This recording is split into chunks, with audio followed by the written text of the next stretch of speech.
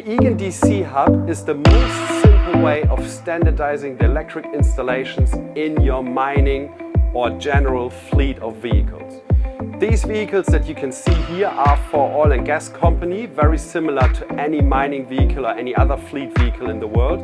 And the big problem is always that the electric system in these vehicles is installed in a lot of different ways depending on who is doing the install on that particular day. That means later on fuses can't be found, cables can't be found. With the Egon DC hub, what we've got here is always the same layout for every vehicle in the fleet. So it always means the fridge is on fuse F1, the beacon is on that fuse, the work lights are on that fuse. So if driver A jumps into vehicle B instead of vehicle A, he will still be able to fault find his vehicle out in the bush. The workshop always knows what to look for and where to look for in great detail if something goes wrong.